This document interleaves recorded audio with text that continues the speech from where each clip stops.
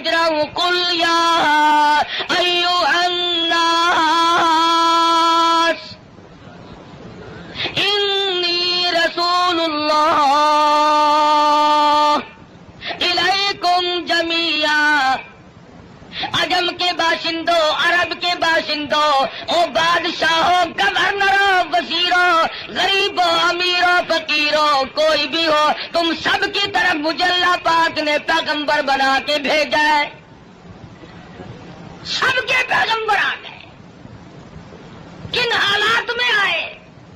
نہ گفتہ بے حالات لوگوں کے بن چکے تھے. ضمیر فروشی لوگوں کا مزاج بن گیا تھا. بدماشی گھوٹی میں پڑ گئی تھی. جہالت نے ڈیرے ڈال رکھے تھے. کمزور کی زندگی دوبھر اور اجیرن ہو گئی تھی. کوئی کسی کا پرسان حال نہیں تھا. کس شان کے ساتھ اللہ تبارک و تعالیٰ نے حضور اکرم صلی اللہ علیہ وسلم کو دنیا میں مبعوث فرمایا. سیدہ آمنہ خاتون کہتی ہے کہ جب حضور پیدا ہوئے تو مجھے ایک نور دکھائی دیا جس سے زمین و آسمان جگمگا اٹھے. روشنی روشنی پھیل گئی اور فرماتی ہے میرا جی چاہا کہ میں اپنے یتیم کو دیکھوں. میں جا کے دیکھنے لگی. دیکھتی کیا ہوں کہ میرے یتیم کا پیشانی اور ماتھا زمین پہ رکھا ہوا ہے، سجدہ فرما رہے. دنیا میں جلوگر ہوتے ہی سجدہ کیا تاکہ لوگوں کو یہ بتا دیا جائے کہ میں تو لوگوں ایک اللہ کے دروازے پہ تمہیں سجدہ کرنے سکھانے آیا. فرماتی ہے میں نے پیار کر کے گود میں لے لیا. ادھر میں نے پیشانی پہ بوسہ دیا، ادھر شہادت کی انگلی اٹھا کر آسمان کی طرف اشارہ فرما رہے. میں اس ایک کو ماننے آیا ہوں. ابھی تو ابتدا ہے. ہم کئی مرتبہ سوچتے ہیں جی ابھی تو بچپن ہے میرا، جوانی آئے گی، بڑھےپا آئے گا، پھر مرتے وقت ایسی نیکی کروں گا جس سے ابدال بن کے مروں گا. ساری عمر برباد کرنے کے بعد یہ تمنا رہتی ہے. اور حالت یہ مجذوب کہتا ہے قدم سوے مرکز نظر سوے دنیا، قدم سوے مرکز نظر سوے دنیا، کدھر جا رہے ہو کدھر دیکھتے ہو. رات دن زندگی کو کاٹ رہے ہیں، قبر کے قریب کر رہے ہیں، اور ہم دن بدن دنیا کی غفلتوں میں پھنسے چلے جاتے ہیں. سوچا تک نہیں کبھی. بڑھےپا آ جاتا ہے، سفید بال آ جاتے ہیں، پھر بھی ہمیں کبھی موت کا فکر دامنگیر نہیں ہوا. کیوں ہو؟ کیا ضرورت پڑی؟ حضور اکرم صلی اللہ تعالی علیہ وسلم کی ذات اقدس یتیم پیدا ہوئی. حلیمہ کہتی ہے میرے پاس میرا ذاتی بچہ تھا. لوگوں نے مجھے اپنا بچہ اس خوف سے نہیں دیا کہ یہ اپنے بچے کو تو پالے گی اور ہمارے بچے کو بے پرواہی کر کے خراب کرے گی. چلتی چلاتی حضور کے دروازے پہ آ گئی. کہنے لگی آمنہ مجھے کم سے کم اپنے یتیم کی زیارت تو کرا. کہتی ہے جب آمنہ خاتون نے چٹی چادر حضور کے چاند جیسے چہرے سے اٹھائی، حلیمہ کی آنکھیں چندھا گئی اور کہنے لگی میری آنکھوں نے آج تک اتنا حسین بچہ کوئی دیکھا نہیں. حلیمہ کہتی ہے میں نے بھی نہیں دیکھا. آمنہ فرماتی ہے میں نے بھی نہیں دیکھا. آواز آتی ہے جبریل کہتے ہیں او حلیمہ او آمنہ تم کہاں سے دیکھ لیتے ہیں؟ تمہارے سامنے تو صرف قریش کے بچے ہیں، بنو سعد کے بچے ہیں. میں مشرق کا چکر لگاتا ہوں، میں مغرب کا چکر لگاتا ہوں، شمال میں پھرتا ہوں، جنوب کا چکر لگاتا ہوں. رب کبریا کی قسم آج تک میری آنکھوں نے اتنا حسین دیکھا نہیں.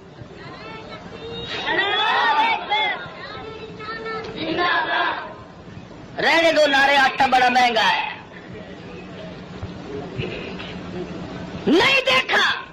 آواز آئی کیسے دیکھ لیتے، دنیا کے لوگ کیسے دیکھ لیتے، مجھے اپنی کبریائی کی قسم آج تک میں نے ایسی صورت والا کوئی پیدا کیا ہی نہیں۔ الہی اب تو آیا کریں گے، اب تو ایسے آنے شروع ہو گئے، چلو پہلے نہیں آئے تھے تو کیا بات ہے، آواز آتی ہے رخ مصطفیٰ ہے وہ آئینہ، اب اس جیسا دوسرا آئینہ نہ ہمارے چشم خیال میں اور نہ دکان آئینہ ساز میں۔ اب ایسے کیسے آئیں گے، میں نے وہ سانچہ ہی توڑ دیا جس سانچے میں اس صورت کو ڈالا ہے۔ نعرہ تکبیر! اب ایسا کوئی نہیں آئے گا۔ حضرت آمنہ حضور کو حلیمہ کی گود میں دے رہی ہے، وہ بات نہ کہی جو ایک ماں کو کہنی چاہیے تھی، اپنے بچے کا خیال کرو گی، میرا یتیم لاوارث ہے، کہیں اس کی خیال کے اندر غفلت نہ کرنا، بے پرواہی نہ کرنا۔ حضرت آمنہ نے وہی بات کہی جو آخر الزماں پیغمبر کی اماں کو کہنی چاہیے تھی، کہتی ہے او حلیمہ میں تیرے جذبات کو تاڑ گئی ہوں، میں تیری نظروں کو سمجھ گئی ہوں، کہیں میرے بچے کی محبت کے جذبات میں آ کر اپنے بچے کو بھوکا نہ مارنا۔ اظہار شروع ہو گیا، ہمدردی کا پیغام حضور کے آتے ہی شروع ہو گیا۔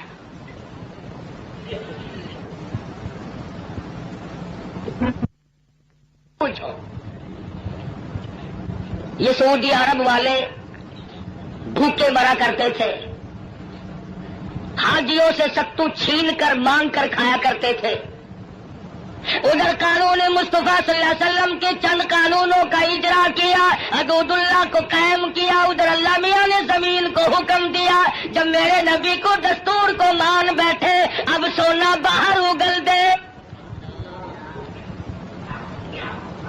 پٹرول نکل رہا ہے، سنگ مرمر نکل رہا ہے، سونے کی کانیں نکل رہی ہیں، تم دیکھنا تو صحیح جب ہمارے ملک میں اسلامی نظام کو استحکام کی صورت حاصل ہو جائے گی اور ہم جب سب دل سے ماننے لگیں گے، خدا کی قسم پھر اس کی برکتوں کا مشاہدہ کرنا۔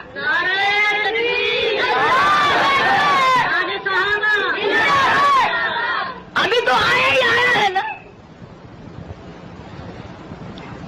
مسلمانوں نے بڑا غضب کیا، بڑا ظلم کیا، کوٹھی زندہ کے لیے، بنگلہ زندوں کے لیے، کار موٹر زندوں کے لیے، ہوائی جہاز زندوں کے لیے، سبزی ترکاری پھل فروٹ سارے کے سارے زندوں کے لیے، عورت مرد زندہ مرد کے لیے، مرد زندہ عورت کے لیے، کپڑا لتا خرچ اخراجات یہ تمام کی تمام زبائش اور نعمتیں زندوں کے لیے۔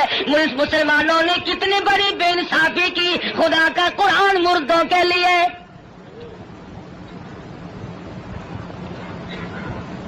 ساری عمر کبھی بنگلے میں اللہ کے قرآن کو جگہ نہ دی، تمام عمر کبھی کوٹھی میں قرآن کو جگہ نہ ملی، کبھی کارخانے میں ذکر تک نہیں آیا اللہ کے قرآن کا۔ لیکن جب کارخانے دار مر گیا، ذمہ دار مر گیا، پھر سارے علاقے کے مولویوں کو اکٹھا کر کے لاؤ، طالب علموں کو بلواؤ، مولوی جی آج تو بہت قرآن پڑھنا، اینا پڑھنا کہ تسی میرے پیو نو بھینس دے وچ ٹھوک کے جانا۔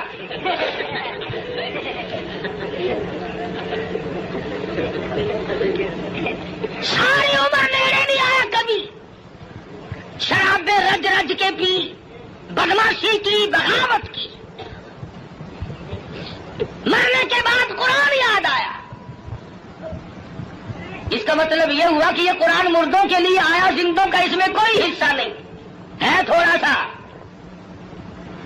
مولوی صاحب نستر والوں نے بھی جواب دے دیا، ڈاکٹروں نے بھی جواب دے دیا، حکیموں کو دکھا بیٹھے ہیں، ڈاکٹروں کو دکھا بیٹھے ہیں، ہوں تسی کچھ اللہ اللہ کر دو، اللہ کے نام کی برکت آخر ہوندی ہے، آخر گولی ٹکا انجیکشن آپریشن معجون پہلے، خدا کا قرآن پیچھو۔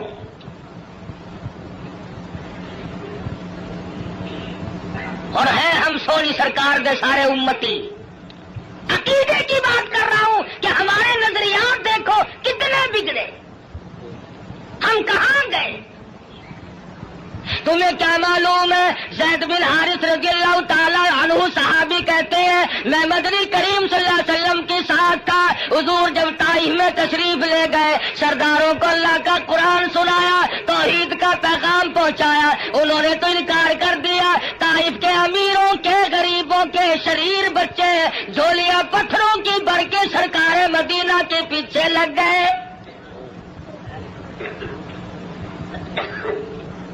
صحابی کہتا ہے میں نے بڑی کوشش کی چاروں طرف سے آنے والے پتھر میں اپنے سینے میں کھاؤں. اور لوگوں وہ کتنے متبرک قسم کے لوگ ہوں گے جو سرکار مدینہ کی طرف آنے والے پتھر اپنے سینے پہ کھا رہے تھے.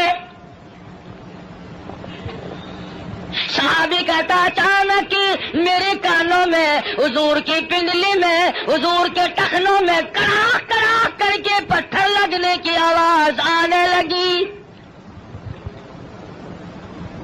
اتنا صدمہ عظیم پہنچا، حضور کو اتنی تکلیف پہنچی. صحابی کہتا میری آنکھوں نے دیکھا حضور چکر کھا کر زمین پہ بیٹھ گئے.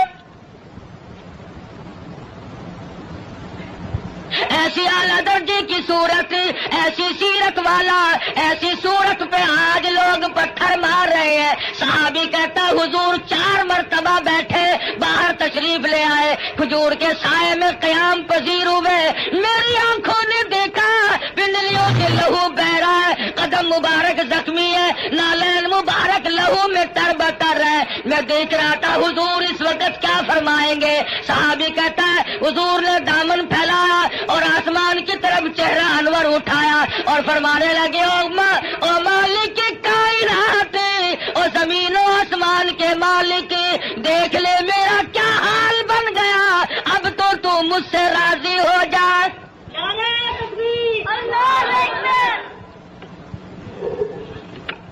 تجھے کیا پتا ہے کہ کس قدر دکھوں سے گزرنا پڑا ہے حضور اکرم صلی اللہ علیہ وسلم کو. عروہ بن مسعود رضی اللہ تعالیٰ عنہ نے مدینے پاک میں عرض کر دیا یا رسول اللہ صلی اللہ علیہ وسلم مجھے اجازت دو میں طائف میں جا کر اپنے قبیلے کے لوگوں کو قرآن کی تعلیم دوں. حضور کی آنکھوں میں آنسو آ گئے، فرمانے لگے عروہ بن مسعود تیری مرضی، مجھے طائف والوں کی مار آج تک یاد ہے.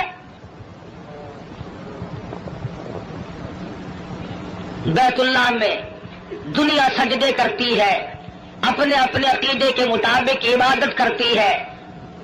علماء نے لکھا ہے حضور اکرم صلی اللہ علیہ وسلم سجدہ ریز ہے، سجدہ فرما رہے ہیں. ایک کافر آیا اور اس نے آ کر کے زور سے اس قدر حضور کے سر مبارک میں پتھر مارا، لہو کی دھار دور جا کے پڑی. کب نہ دکھ پہنچے، نماز تک نہیں پڑھنے دیتے، گلیوں میں، بازاروں میں، چوکوں میں مار پڑ رہی ہے.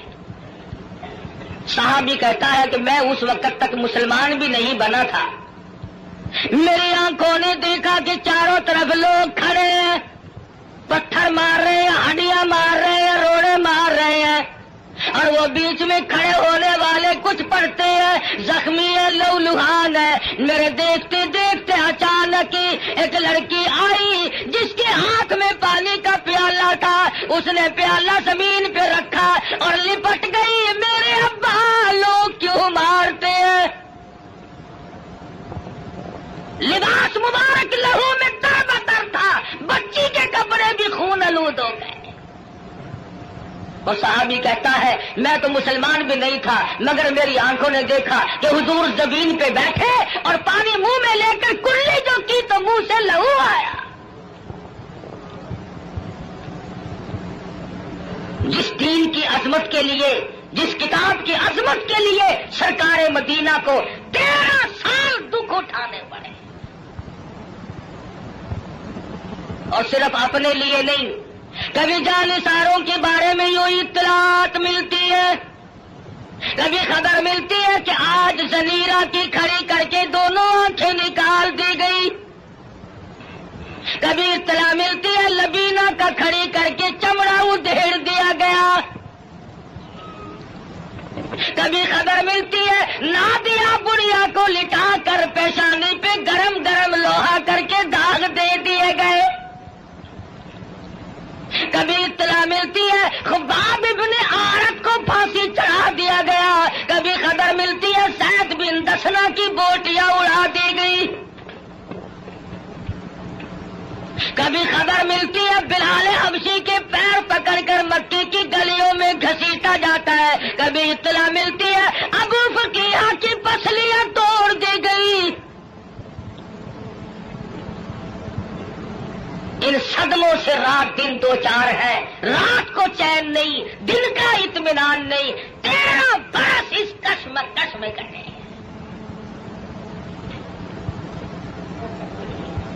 اگر یہ اسلام ایسی چیز ہوتی، اگر دین ایسا ہوتا کہ جس کو چھوڑنا ممکن ہوتا، ان دکھوں میں پڑنے کی حضرات صحابہ کرام کو کیا غرض پڑی تھی؟ پتا چلا کہ ایسی شے تھی جس کو چھوڑنا ہی ممکن نہیں تھا۔ حضور کی خود آنکھوں نے دیکھا صلی اللہ علیہ وسلم، سمیہ کے سامنے کھڑے ہیں مکے کے کافر لوگ